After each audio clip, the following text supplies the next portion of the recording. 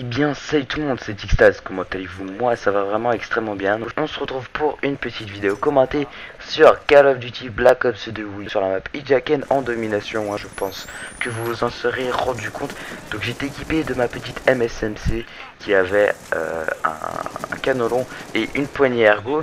Donc mes atouts étaient détermination, pillard, robustesse et ingénieur. Donc, mes escorts que vous pouvez voir en bas à droite, c'était le drone d'escorte, les chiens et le groupe de chasse. Donc, vraiment des escorts pour réaliser un gros massacre. Et d'ailleurs, il faut pas se gêner et il faut vraiment faire un gros travail. Il faut vraiment bien faire des éliminations. Donc, aujourd'hui, le thème de cette vidéo, sera les GFX. Donc, je vais pas vous dire des conseils, c'est pas un tuto, c'est juste une vidéo pour vous parler des GFX et de leur place dans la communauté.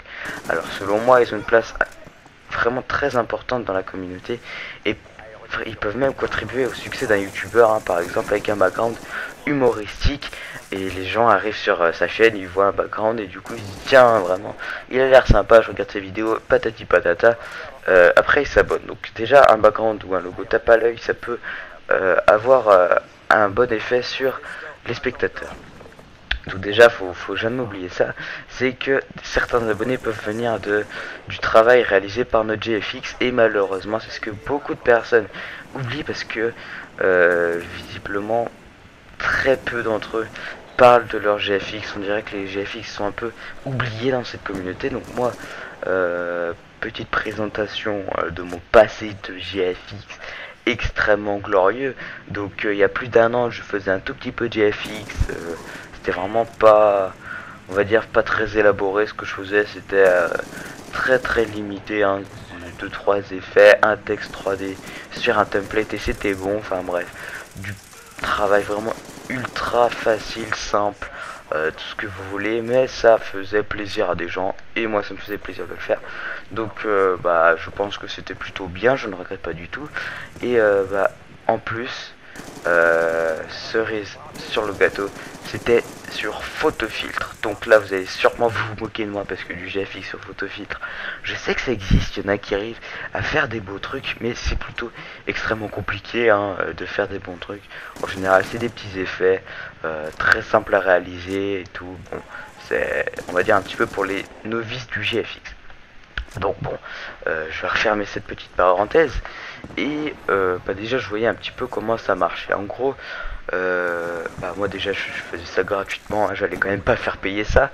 Et déjà je disais ouais, tu t'abonnes à ma chaîne et après tu passes ta commande.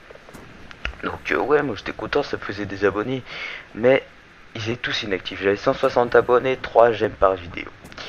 Donc c'était vraiment laborieux, et déjà je vous déconseille de faire ça parce que ça ramène vraiment énormément d'abonnés inactifs. Donc après, si vous voulez juste des abonnés, que s'ils soient actifs ou non vous en fichez, faites ça, vraiment je vous encourage. Mais moi personnellement j'aime vraiment pas les abonnés inactifs, donc c'est pour ça que je le déconseille à ceux qui sont dans le même cas que moi.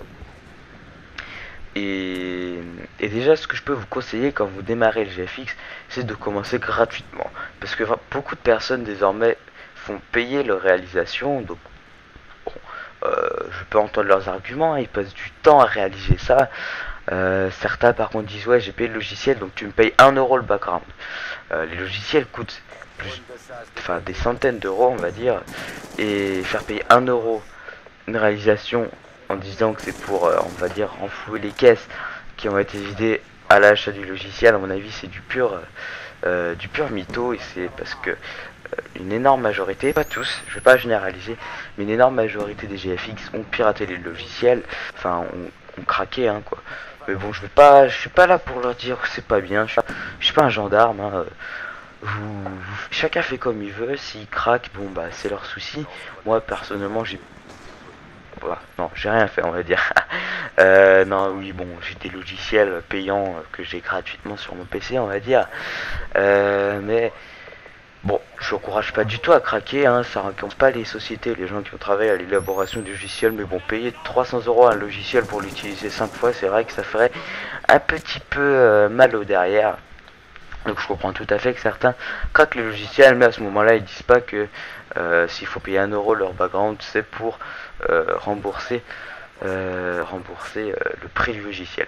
Donc là, la première manche vient de se terminer. Je faisais déjà du 31-0, même si les scores n'ont pas été affichés parce que c'était avec le mode studio et la personne qui a enregistré le gameplay ne les a pas montrés. Mais bon, c'est pas grave du tout, hein. De toute manière, je vous le dis, donc maintenant vous le savez. J'espère que vous me faites confiance. Donc, retournons à nos moutons. Déjà, ce que je vous conseille, moi, c'est de commencer le GFX en étant gratuit, enfin en faisant pas payer les gens, parce que si vous faites directement payer, bah à mon avis vous risquez d'avoir très peu de personnes qui vont passer des commandes, vous risquez d'en avoir, vous ferez 2-3 sous, mais vraiment ce sera à mon avis une perte un peu de, enfin à mon avis je trouve que c'est plutôt dommage de faire ça. Moi je vous conseille de commencer gratuitement, de vous faire une petite réputation, de faire d'être par exemple GFX d'une team ou quoi. Et après, une fois que vous avez une bonne réputation, vous pouvez faire payer, bon pas trop cher. Bon alors là, je tiens juste à m'excuser, je crois que c'était la Wii U de la personne qui était tombée en veille. Je vous rassure que voilà, c'est bon, c'est tout de suite corrigé, ce petit, ce petit écran sombre on va dire. Donc voilà toutes mes excuses pour cela. Donc je reviens à mon sujet. Je vous conseille de commencer gratuitement et une fois que vous avez une bonne réputation de GFX, que vous maniez vraiment bien le truc, que votre travail est très sérieux, bah, vous pouvez à mon avis faire payer. Donc également, je tiens à préciser que je pars du principe que si vous faites du GFX, c'est que vous aimez ça. C'est pas pour vous faire de l'argent à la base, sinon je trouve ça pas très bien de votre part, mais je pense qu'à la base faire du GFX ça doit être avant tout pour le plaisir de la personne et pour par exemple aider des gens, hein. Moi je le fais plus, mais bon, mais déjà arrivé de faire des logos pour des gens alors que je faisais plus de logos et de GFX.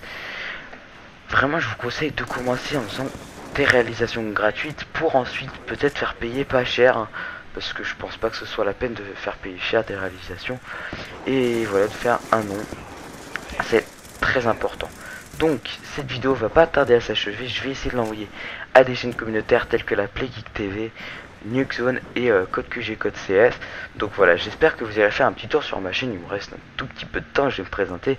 Moi je suis Tixtaz, je vais avoir 15 ans dans 2 jours, donc le 20 mai. Et voilà, je fais des vidéos sur Wii U parce que oui, ce gameplay est sur Wii U. Et voilà, que du Call of Duty, je suis leader d'une team, je suis un joueur qui joue essentiellement à la mitraillette, même si j'ai déjà proposé plusieurs gameplays au fusil d'assaut et même un au sniper sur ma chaîne YouTube.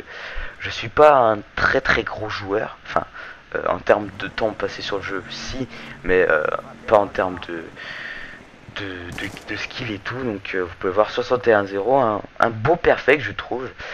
Donc voilà, n'hésitez pas à faire un tour sur ma chaîne. Merci à la chaîne communautaire si elle m'upload. On se dit à la prochaine. Ciao bye, c'était Tixtaz.